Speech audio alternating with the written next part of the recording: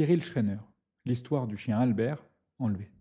Malheureusement, je n'ai plus du tout de nouvelles de lui. Et d'ailleurs, on les voit juste ici. Tu vois la puissance des réseaux? On confond visibilité et crédibilité. Il a sorti un scénario, des preuves en images, des vidéos face cam avec de l'émotion, des épisodes qui s'enchaînent. Puis on se rend compte que c'était du pipeau. Il a fini par reconnaître que tout était mis en scène. Alors comme ça me fait rire, mais pas tant que ça. Et c'est exactement la suite de ma vidéo d'avant.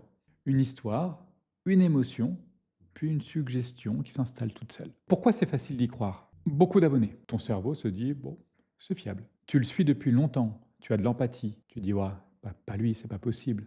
Effet de masse, tout le monde relaie, tout le monde en parle, tu valides.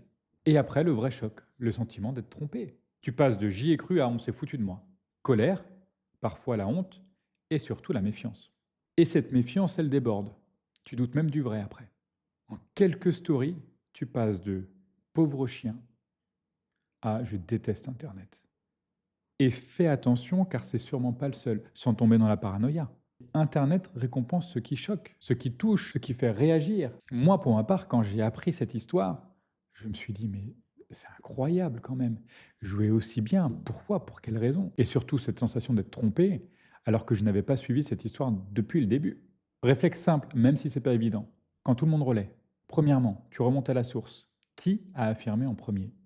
2. Tu attends que l'émotion retombe, 1 heure, 2 heures, un jour. 3. Tu ne partages pas tant que tu n'as pas un élément indépendant qui relaie.